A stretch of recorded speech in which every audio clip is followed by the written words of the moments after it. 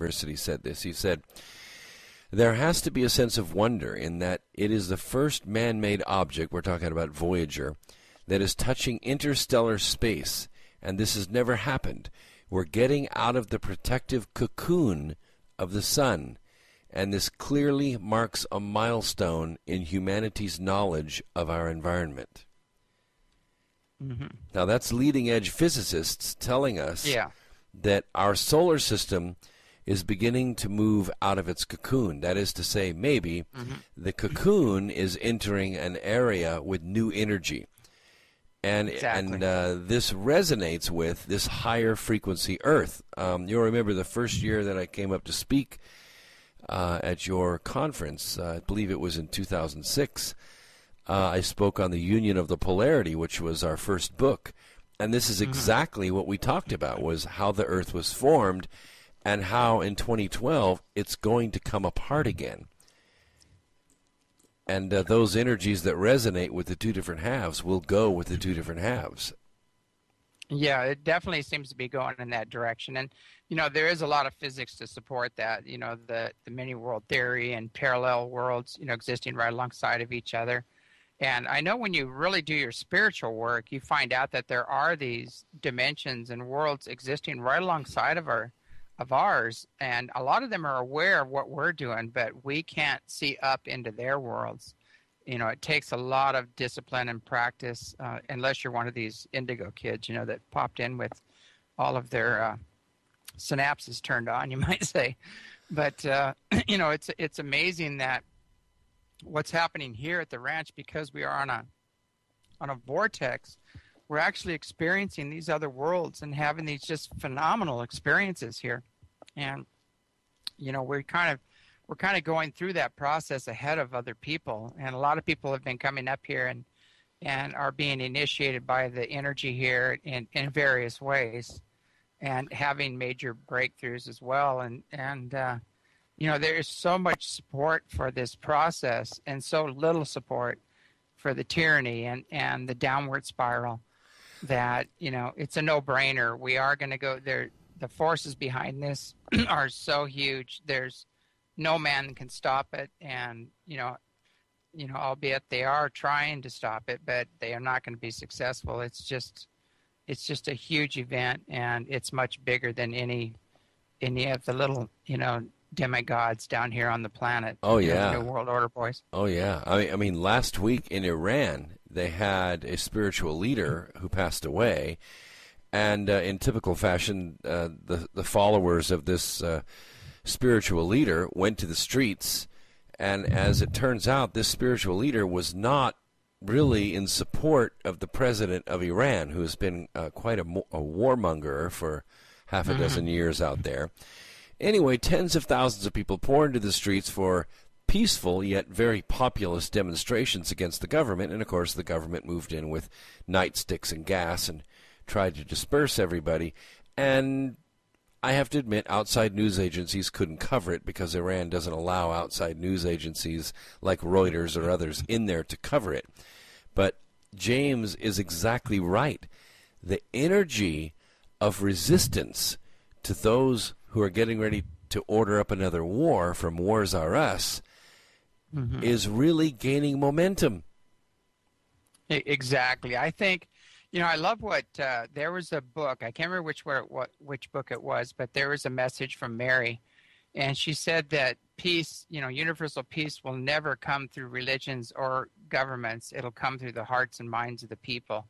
And that's what I see going on right now. The masses are waking up. They're fed up with these war and disease profiteers. They're fed up with, all this misuse of technology, and they're also fed up of just paying through the nose for things that they neither believe in or want to support. And that's all coming to a head right now, and I think it's going to culminate here very shortly in a very, very big worldwide revolution. Well, there has been a very recent event that I want to cover in the next hour, and that is when you're talking about the disease profiteers. There have been several efforts, I'm going to say in the last 10 years, a couple of presidencies anyway, to have the government take over the healthcare system in the United States.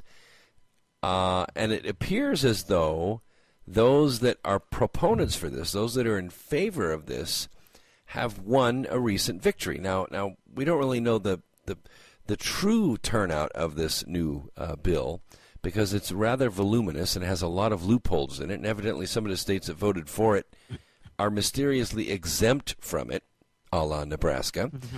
But it appears that those people who could not afford insurance but could afford health care are now going to be forced into poverty by being required to carry health care, which is many, many, many times more expensive. Or I'm sorry, paying for health insurance, which is many, many more times expensive than health care itself. So, well, yeah, it's a classic example of the disease profiteers forcing their will on others, and it's you really look at. We have to take a really good look at who's running our country. It's the big corporations. That's the bottom line. You know that new movie Avatar? Have you seen that yet? Oh my gosh, I went and saw it twice in 3D. You got it. Oh man, it's so good. Now, I mean, wasn't that? I mean, the underlying story there is that basically the corporations were in control. They're in control of the military, and they destroyed planet Earth. And now they're called the Sky People, who are coming to rape other civilizations, you might say. And that's pretty much where we're at right now. The underlying story is pretty much where we're at. I mean, we are run by the big corporations. The oil, the war industry, the pharmaceutical companies are calling the shots, and they are going to force their will and impose their will on the people, and they are not providing anything good. I hate to say it, but as far as what's good about the war industry, zip, nothing. The oil industry, what's good about that?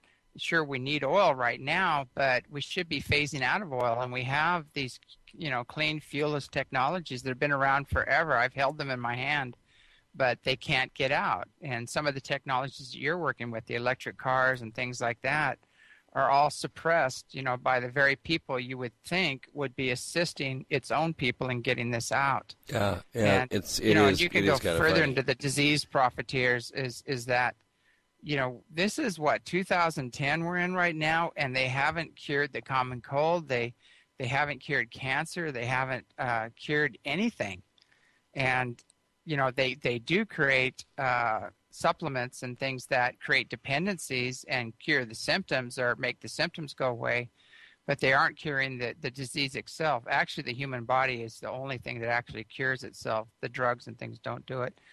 But, there are some very, very powerful natural things out there. This reminds me of a study. They did this study, and they wanted to find the most powerful thing that would knock out any bacteria or virus or parasite, and they searched every kind of chemical you could think of. And you know what they came up with? They came up with salt water and vitamin C was the best thing you could do to knock out any virus or bacteria or, a lot of the other things that are plaguing. I mean, salt water and vitamin C. Do you think we ever heard of that? Of course not. It's a simple, cheap cure. There's a lot of other things like cancer. Most cancers are anaerobic. Your blood pH has to go down, way below around 4 or 6 or so to get cancer. And the oxygen levels have to go way down in the blood. If you increase the oxygen levels in the blood, raise the pH, cancer can't exist. It backs it out of the system. So these cures and this knowledge have been around since 1920s and 1930s.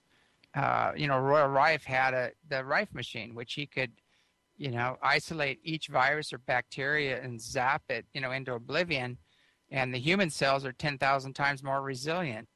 But again, that is out there. I mean, you can get these Rife machines, but it should be used in mainstream medical, But then again, this goes against the pharmaceutical companies. So you have to kind of use everything underground. But if you want to cure yourself, you almost have to go underground now, and it shouldn't be that way. And if you want to drive a fuelless energy machine